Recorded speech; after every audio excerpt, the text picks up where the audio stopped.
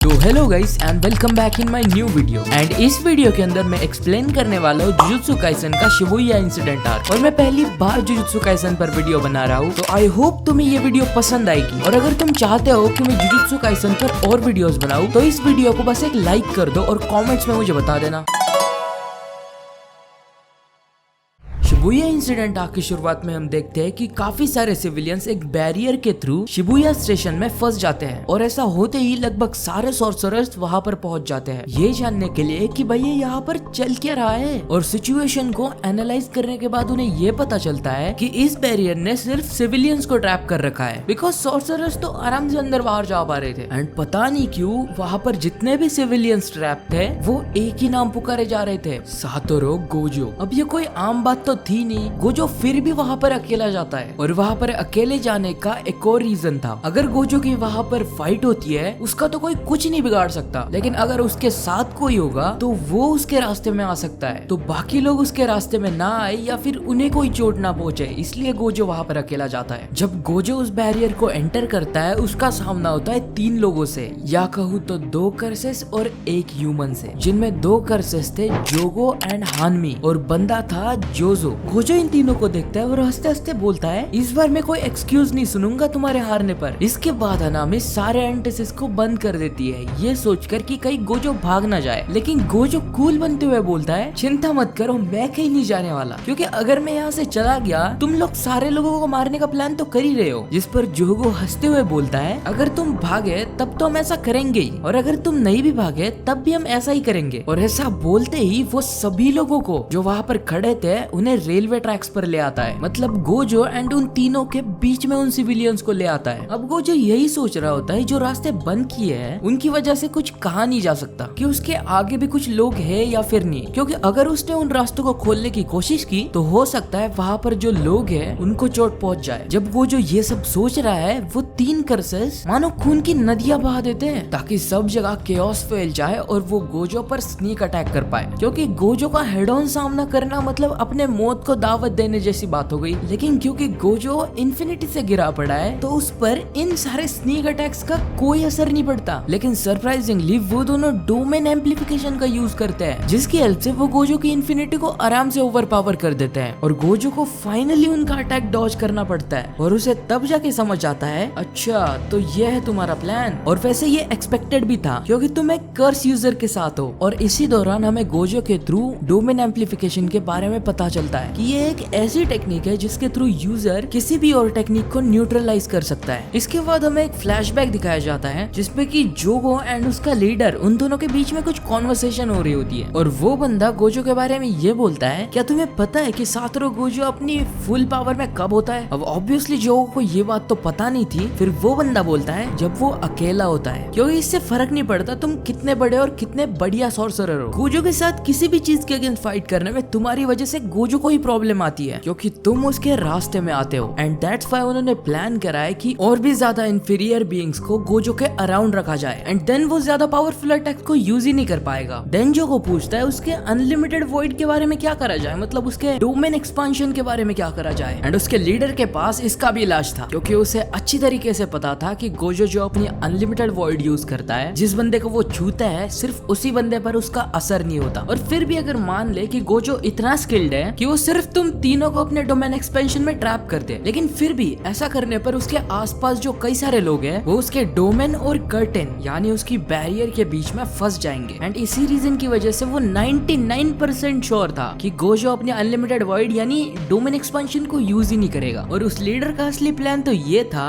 कि उसे सिर्फ 20 मिनट्स चाहिए थे, सिर्फ तब तक उन्हें गोजो को उलझाए रखना था। एंड देन वो और बाकी सब प्रिजन रन को संभाल लेंगे। देन नेक्स्ट सीन के अंदर हमें प्रेजेंट टाइम दिखाया जाता है, जैसे गोजो अभी फाइट नहीं कर रहा है, मतलब वो अवॉइड कर रहा है। इस वजह से जोगो काफी खुश नजर आ रहा होता है और बंदा पूरी चौड़ में होता है। और इसी चौड़ में वो गोजो से ये बोल पड़ता है, क्या अब तुम कन्विंस हुए हमारे चैलेंज से? जिस पर गोजो काफी सीरियस होते हुए बोलता है, वेल आई एम सरप्राइज्ड। जिसके रिप्लाई में जोगो ये बोलता है what you are making excuses, जिस पे गोजो बहुत सीरियस होकर बैडएस वे में रिप्लाई देता है नहीं टकले, मैं सरप्राइज इस चीज से हूँ कि तुमने ये कैसे सोच लिया कि तुम मुझे हरा सकते हो। और ये बात सुनकर जोगो की फटके चार हो जाती है। एक स्पेशल ग्रेड कर्स के पसीने छूट रहे होते हैं। देन गोजो हनामी से बोलता है हे वीड, ये हमारी तीसरी मुलाकात है ना, और तूने अभी तक नहीं सीखा, अब तो तू सबसे पहले मरेगा। और जैसे जैसे गोजो उनकी तरफ बढ़ रहा था वो दोनों लिटरली अपनी मौत को पास आते हुए देख रहे थे। गोजो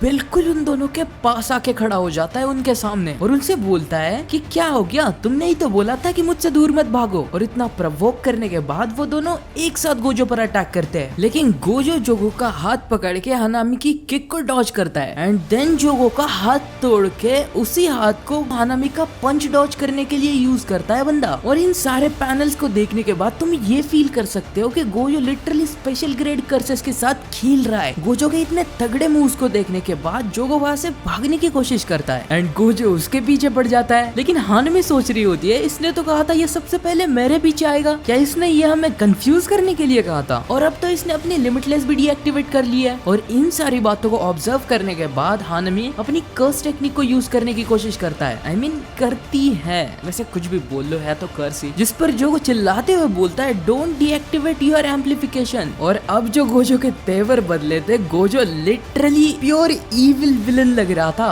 बिकॉज बंदे को यही मौका चाहिए था कि वो किसी एक पर तो वार कर पाए, क्योंकि सीजन फर्स्ट में यूजी और हानामी की फाइट हुई थी तो गोजो को उसकी कमजोरी पता थी एंड देन गोजो सबसे पहले उसी पे वार करता है। और गोजो बोलता है मुझे पता ही था कि तुम अपनी इनेट टेक्निक और एम्पलीफिकेशन को एक साथ यूज ही नहीं कर सकते। और ये सब देख के जोगो शॉक में चला जाता है। वो सोच रहा होता है मैं तो इसलिए सरवाइव कर पाया था क्योंकि मैं एम्पलीफिकेशन यूज कर रहा था, वरना तो ये बंदा इतना स्ट्रॉन्ग है और सिर्फ कर्स एनर्जी मैनिपुलेशन ही यूज कर रहा है। एंड ये सब हो ही रहा होता है, इसी बीच अचानक ये बंदा गोजो पे अटैक कर देता है। लेकिन गोजो की इन्फिनिटी की वजह से गोजो पर कोई असर ही नहीं होता। लेकिन तभी गोजो पर जोगो और हानमी एक साथ अटैक कर देते हैं एंड गोजो सोच रहा होता है are you sure about that, क्योंकि अगर तुम अपनी टेक्निक यूज करोगे और मेरी टेक्निक को न्यूट्रलाइज करोगे एम्पलीफिकेशन के थ्रू, तो मैं भी अपनी कर्स एनर्जी के साथ तुम्हें काउंटर करूंगा उसे पावर अप कर कर। और ये जो पास में यूजलेस पेड़ खड़ा है ये शायद से उस चीज को सहन ना कर पाए। पर जोगो शॉक और बोलता है क्या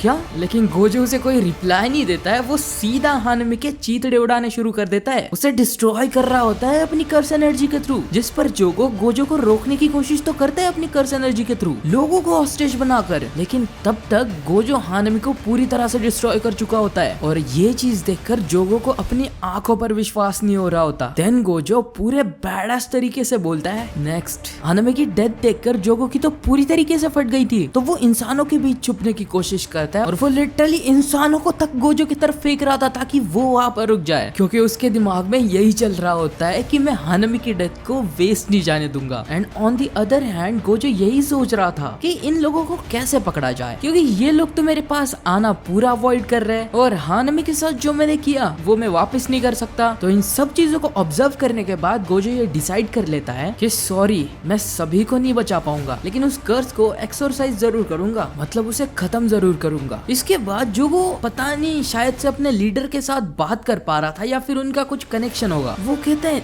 अभी नहीं 20 मिनट्स तो कब के पार हो गए। और उसका रीजन ये था कि गोजो अभी भी बहुत अच्छे तरीके से परफॉर्म कर रहा है, बहुत एनर्जी बची थी उसके अंदर, क्योंकि उसका प्लान गोजो को और ज्यादा थकाना था। देन उसी टाइम न जाने कैसे वहाँ पर कुछ मैनिपुलेटेड ह्यूमंस एंटर करना शुरू कर देते हैं और इसके पीछे कौन ही होगा, महितो ही था ये बंदा। इसके बाद वहाँ की जो सिचुएशन थी वो और भी ज्यादा कंफ्यूज बन जाती है गोजो के लिए, क्योंकि वो यही सोच रहा होता है कि ये ह्यूमंस का नंबर इतना ज्यादा कम क्यों करते जा रहे हैं, अगर ऐसा होता है तो ये इन्हीं के लिए डिसएडवांटेज होगी। एंड इसी बीच महितो गोजो पर अचानक से अटैक कर देता है और उसे ये तक पता था कि वो गोजो को छू तक नहीं पाएगा, लेकिन गोजो अलर्ट हो चुका था क्योंकि इस बंदे के बारे में नानामी और यूजी ने उसे पहले ही बता दिया था, जिस वजह से वो उसे तुरंत ही अपने से दूर फेंक देता है। लेकिन प्रॉब्लम तब हो जाती है जब वो और भी ह्यूमंस को वहाँ पर डंप करना शुरू कर देता है, जिसके बाद गोजो रियलाइज करता है कि हानमी ने जितनी भी ओपनिंग्स को बंद करा था वो खुल चुकी है और वहाँ से और भी ह्यूमंस को डंप करा जा रहा है। इससे पहले कि गोजो समझ पाता कि ये क्या हो रहा है, ये क्या करा जा रहा है, वो दोनों अपने अपने तरीके से अटैक करना शुरू कर देते हैं। अब ये दोनों कर्सेस जानते थे कि गोजो कोल्ड हार्टेड है, अगर हमें मारने के लिए थोड़े बहुत सैक्रिफाइसेस देने पड़े तो ये दे दे देगा, लेकिन यहाँ पर कैजुअलिटीज का नंबर इंक्रीज होता जा रहा है और गोजो भी धीरे धीरे अपने ब्रेकिंग पॉइंट तक पहुंच रहा है, क्योंकि ऐसी सिचुएशन में उसके पास एक ही ऑप्शन है, डोमेन एक्सपांशन। लेकिन वो ऐसा करेगा नहीं, क्योंकि आसपास के जो लोग हैं वो उसके हाथों मारे जाएंगे। लेकिन उनकी फटके चार तब होती है जब वो देखते हैं कि गोजो डोमेन एक्सपांशन का यूज कर रहा है। बट गोजो इतना स्किल्ड था, वो अपने डोमेन एक्सपांशन को सिर्फ 0.2 सेकंड्स के लिए खोलता है। लेकिन शॉकिंग चीज ये थी कि बंदे ने इतने से टाइम के अंदर मोहितो के हजारों मैनिपुलेटेड ह्यूमंस को मार चुका था बंदा।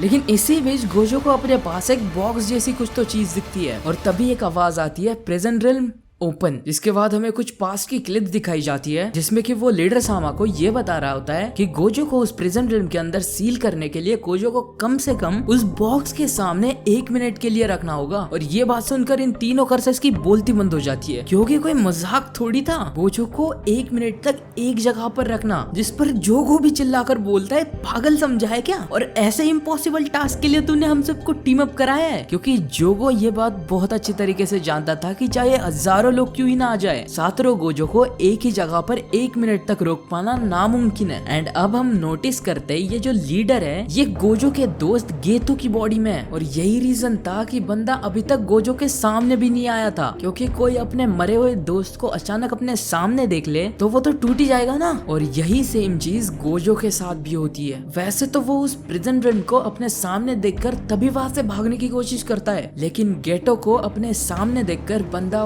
वहीं पर फ्रीज हो जाता है कि क्यों और कैसे इतने खतरनाक पावर 6 साइज होते हुए भी, इतना इंटेलिजेंट होने के बावजूद वो ये समझ नहीं पा रहा था कि ये सब कुछ चल क्या रहा है यहाँ पर। और तभी उसे अपनी पास्ट की यादें याद आ रही होती है। लेकिन इसी के चलते गोजो का 1 मिनट खत्म हो जाता है और वो सील गोजो को जकड़ लेती है। एंड तभी गोजो को होश आता है और वो समझ जाता है कि वो अब फंस चुका है। जिसके बाद गोजो उस बंदे से पूछता है कि who are you. According to Gojo वो गेटो ही था, उसका दोस्त, क्योंकि उसकी कर्स्ड एनर्जी भी सेम ही थी। लेकिन बंदे का दिल जानता था कि वो कोई और है। एंड देन वो बंदा लिटरली अपना दिमाग खोल के दिखा देता है और ये लिटरली बहुत ज्यादा क्रीपी लग रहा था। एंड इसी तरह गोजो जुजुत्सु काइसन का मोस्ट पावरफुल कैरेक्टर गेटो के हाथों सील हो जाता है। तो इस आर्क का नेक्स्ट पार्ट भी आएगा। तो अगर तुम्हें वीडियो पसंद आई है तो वीडियो को लाइक करो एंड मेरे चैनल को सब्सक्राइब कर दो ताकि तुम ऐसी और वीडियोस देख सको। बाकी I will see you guys in the next video. तब तक के लिए thanks for watching, peace out and bye bye.